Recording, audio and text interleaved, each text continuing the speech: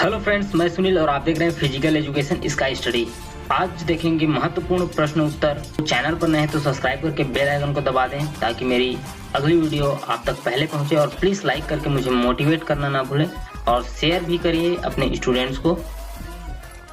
Hello friends, तो चलिए third part लेके आया हूँ बॉक्सिंग का। अगर कोई खिलाड़ी अपने प्रतिद्वंदी खिलाड़ी को कमर के नीचे प्रहार करता है और प्रतिद्वंदी खिलाड़ी को कोई शिकायत नहीं करता तो निर्णय क्या होगा? आंसर है इसका दोनों का और खा, अर्थात रेफरी फाउल देगा, बाउट चलती रहेगी। नेक्स्ट क्वेश्चन है, अगर एक खिलाड़ी प्रतिद्वंदी खिलाड़ी को लो ब्लो करता है तो रेफरी के सामने कौन से दो निर्णय लेने के विकल्प होंगे?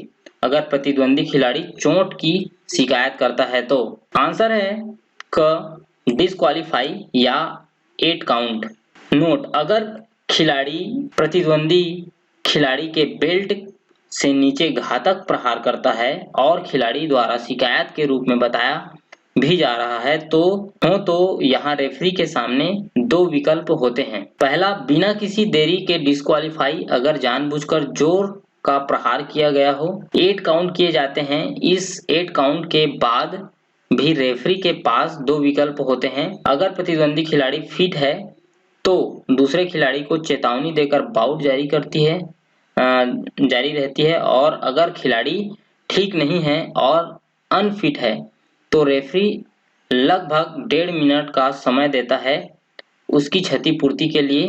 यहाँ भी रेफरी के पास दो विकल्प होते हैं। अगर 1.5 मिनट के ठीक हो जाए तो प्रतिद्वंदी को चेतावनी देकर बाउट चालू रखी जाती है। अगर खिलाड़ी ठीक हो नहीं हो तो प्रतिद्वंदी को विजयी घोषित कर दिया जाता है और इस जीत को टाइम नॉकआउट कहा जाता है। नोट, अगर कोई खिलाड़ी नियम के विपरीत जाकर खेलता है या फाउल करता है तो यहाँ पर रेफरी आगाह करता है, चेतावनी देता है या डिस्क्वालीफाई करता है। अगर खिलाड़ी को चेतावनी देनी होती है तो खेल बाउट रुकवाता है और स्टॉप बोलता है तथा उसके फाउल को प्रदर्शित करता है, जिसके एवज में प्रतिद्वंदी खिलाड़ी को 1 अंक मिलता है। बाउट खत्म हो जाने के पश्चात अगर रेफरी को खिलाड़ी के हाथ पर बंधे हुए बैंडेज में या पट्टी में कोई गड़बड़ी दिखाई देती है तो निर्णय क्या होगा? यहाँ पर आपका उस खिलाड़ी को डिस्क्वालीफाई कर दिया जाता है। अगर कोई खिलाड़ी नॉकडाउन हो जाए और रेफरी की गिनती शुरू होते ही या रेफरी के 8वीं गिनती होने से पहले ही खिलाड़ी पुनः तैयार हो जाए तो रेफरी की स्थिति क्या रहेगी? ये भी आपको ग हो जाएगा। 8 तक गिनती अवश्य गिनी जाएगी। अगर कोई खिलाड़ी नॉकडाउन हो जाए और रेफरी के गिनती गिनने के दौरान राउंड का समय समाप्त हो जाए तो निर्णय क्या होगा? इस स्थिति में 8 से 10 तक गिनती गिनी जाएगी। अगर किसी खिलाड़ी के बाउट के दौरान सिर पर प्रहार किया गया हो और वह नॉकआउट हो गया हो तो वह कम से कम कितने दिनों तक अगली किसी बॉक्सिंग प्रतियोगिता में भाग नहीं ले सकता? तो ये 30 दिनों माने 1 महीने तक नहीं ले सकता। सिर पर प्रहार होने पर और नॉकआउट की स्थिति होने पर निम्न नियम है। पहला, नॉकआउट होने पर 30 दिन के अंदर किसी प्रतियोगिता में भाग नहीं ले सकता।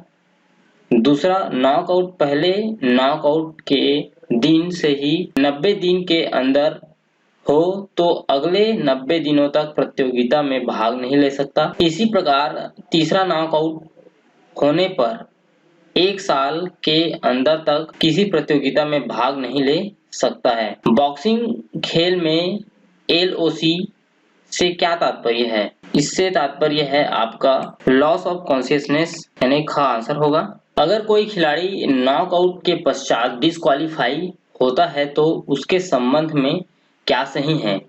आंसर है क बाउट से बाहर। बॉक्सिंग की स्कोरिंग पद्धति किस पर आधारित होती है? तो ये होता है आपका 10 पॉइंट मस्ट सिस्टम। बॉक्सिंग खेल में FOP से क्या तात्पर्य है? तो ये तात्पर्य है आपका फील्ड ऑफ प्ले।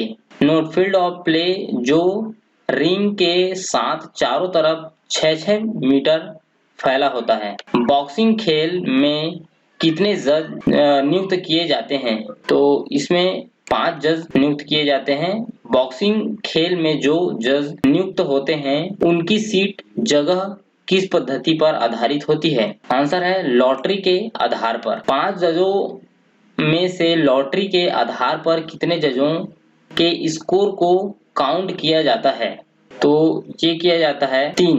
पुरुषों की बॉक्सिंग के लिए कितने राउंड होते हैं तथा वे कितने मिनट के होते हैं? 3 मिनट के होते हैं, 3 राउंड होते हैं। प्रत्येक राउंड के पश्चात कितने मिनट का विराम होता है? तो प्रत्येक राउंड में 1 मिनट का विराम दिया जाता है। महिलाओं की बॉक्सिंग में कितने मिनट के लिए कितने राउंड होते हैं? तो ये भी आपका 2-2 मिनट के 4 राउंड होते हैं। बॉक्सिंग के सभी निर्णयों का सर्वे सर्वा किसे माना जाता है? तो इसमें माना जाता है आपका पर्यवेक्षक। बॉक्सिंग के खेल में रेफरी कितने होते हैं? रेफरी केवल एक ही होता है। बॉक्सिंग के प्रतियोगिता में कितने भार के ग्लव्स प्रयोग किए जाते हैं? तो ये 10 से 12 औंस, अधिकतर 10 औंस का ही यूज होता है।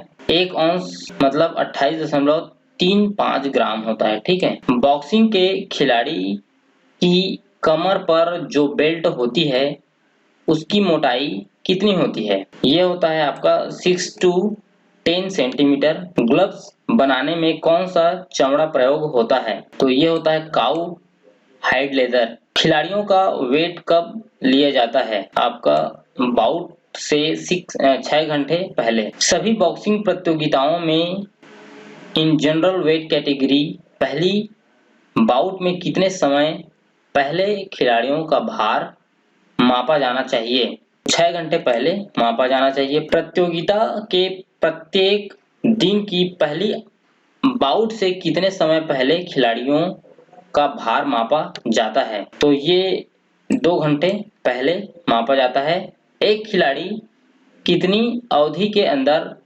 फाइनल बाउट को छोड़कर प्रोटेस्ट कर सकता है? तो ये 15 मिनट पहले। फाइनल बाउट के पश्चात कितने समय के बाद खिलाड़ी प्रोटेस्ट कर सकता है?